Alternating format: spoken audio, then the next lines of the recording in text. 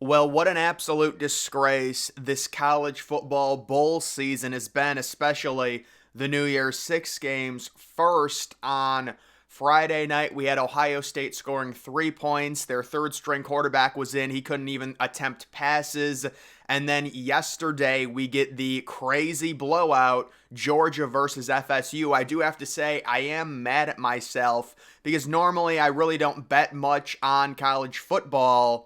I'm a cryptocurrency investor, but when it came to this Georgia FSU spread, I said a week and a half ago when Georgia was minus 14, I don't understand it. It makes no sense. Georgia should be literally 30-point favorites in that game against FSU because FSU was on their third and fourth string players, and the final score 63-3. Are you kidding me again?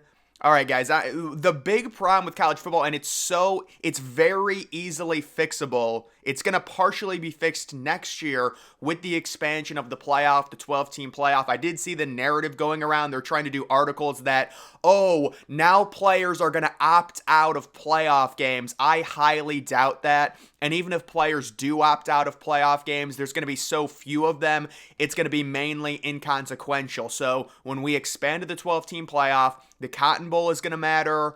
The Rose Bowl is going to matter.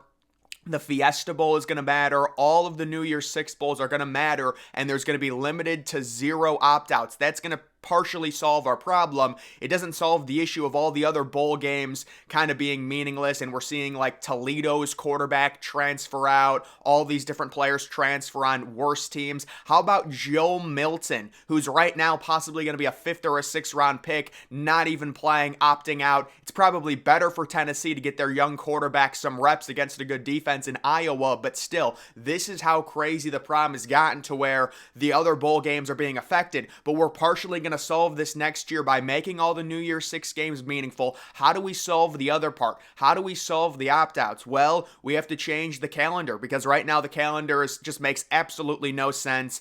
Players are leaving before the end of the season because after you finish your regular season and even the conference championship, that's not the end of the season. You still have a bowl game. So what we need to do is we need to move everything up at least a week instead of having a massive gap in between the conference championship weekend and the start of the bowl games, which right now is like 2 weeks. Change it to 1 week, move things up, and don't open the portal until the end or like until the end of the semifinal games. You can have the portal open before the national championship because obviously the teams in the national championship the week before, they're not going to transfer out, but the portal needs to be closed until the playoff semifinal games are done. That is the other thing I would do. So we're partially going to solve it, but we still need to change the calendar. Otherwise, you're going to get ridiculous results like this where the game, it doesn't even matter. It's not worth playing. And the whole point with FSU, people saying they should have made it, they shouldn't have made it, trying to justify it. The reality is we were never going to get a resolution to if FSU should have made it or not. I was always of the opinion that FSU, without their starting quarterback, Jordan Travis, just was not good enough. Alabama, they have much higher upside. They're playing so much better towards the end of the season, and they had a better resume in terms of big wins. That's why I would have put an Alabama in, but now it's like this whole thing, oh, FSU didn't try. It really wouldn't have mattered. And I've seen a lot of people come out and say, well, if FSU really thought they should have been in, why would they rest all their players and not try and win this game and then claim a national title if they go undefeated 14-0? Because FSU knew without Jordan Travis, even if every other player on that roster was perfectly healthy, they're not beating Georgia. They're just not. Now, if they had Jordan Travis, they would have a chance against Georgia for sure, but this is the problem. When Jordan Travis went down and FSU played like crap the next 2 weeks, okay, maybe you can't say they played like crap against Florida because that's a rivalry, but you take a look at that game against Louisville, and then you see what USC did against Louisville. That is not a very good Louisville team. The ACC was extremely down this year, that's obvious, and I do think the committee made the right choice. Not me taking a victory lap by saying, oh, because FSU lost lost 63-3, they left them out. Obviously, FSU had no players. That's why I said for weeks the spread makes no sense. How was Georgia only 14-point favorites over FSU's fourth string? It's like the easiest bet ever. I seriously should have put $10,000 on Georgia. It's a free 10K. It's a free $10,000. I forgot what the final score that I predicted, but I think I predicted 52-7, and I undershot it. I undersold the blowout. Georgia ends up winning 63-3. But guys, we understand the issue right now in college football. There's two things that we can do to make the bowl season a lot more digestible. We could also offer incentive to players, maybe through some type of money deal, or I don't know what you do, maybe with the advertisement, some of the advertisement money for players to play in these bowl games. That's another thing you might be able to do, to where the winning team gets a certain amount of money. But the two big things, and one of them is happening next year, if you seriously still think we need to stay at the 14 playoff, guys, these games are unwatchable, and they're only going to get worse if you make these games meaningless. These games right now are meaningless. They're unwatchable. They're supposed to be the biggest games in the sport. And you're seeing a team be decimated by opt-outs so badly, it's basically practice level at this point in terms of third and fourth string. How can you sit there and justify staying at 4 teams? Some people want the BCS pack, which would be even worse. Right now, if you had the BCS right now, what would the national championship be? People were saying it was going to be Michigan versus Washington or something. It's just so ridiculous. You need to expand it. You need more meaningful games. Thank God we're getting the 12-team playoff. I think the setup is perfect with the 4 byes. Very easily digestible. I will say, it's going to be interesting because the way the format of the 12-team playoff works, with every Power 5 conference, getting those first 5 spots, the Big Ten and the SEC are not going to be happy about that because their conferences are so much tougher, and it might even only get worse if the ACC loses FSU, Clemson, maybe North Carolina, and Miami. It could possibly get even more lopsided for the Big Ten and the SEC. So would you change the auto bids? I don't know. That's another discussion for another day.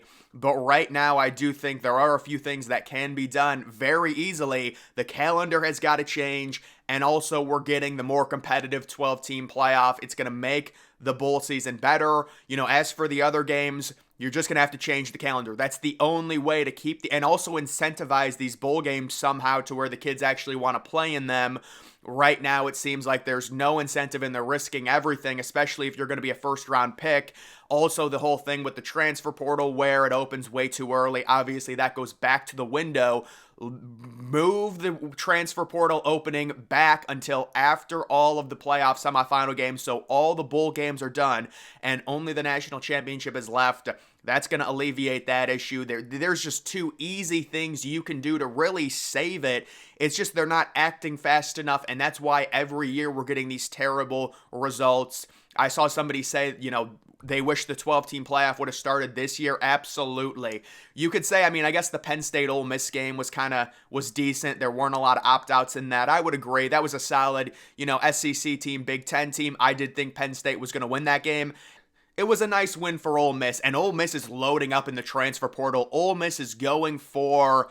They're trying to win a national title next year for sure. The money they've invested through NIL into the portal, the 3 defensive linemen they're getting, 3 of the top defensive linemen in the portal, so we will see. But either way, guys, that is the main problem right now with college football. And then I also wanted to talk about this other thing. We've got Jim Harbaugh hiring an NFL agent who represents Tom Brady and Sean Payton.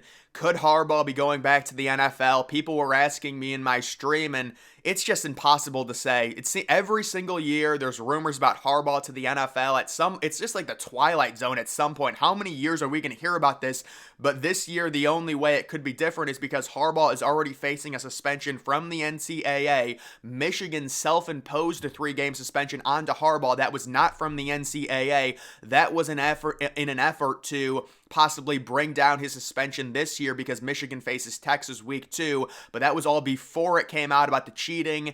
He's probably going to get an even bigger suspension. If he's facing a 7 or an 8 game suspension and Michigan loses a bunch of players to the draft, could Harbaugh just say, screw it, I'm going back to the NFL? It is possible. I'm sure he'd be a hot commodity based on the turnaround Michigan has had, although you could say maybe the cheating scandal dampers it a little bit. It'll be interesting to watch, but it's just impossible to predict where Michigan will be because there's so many unknowns surrounding their program right now.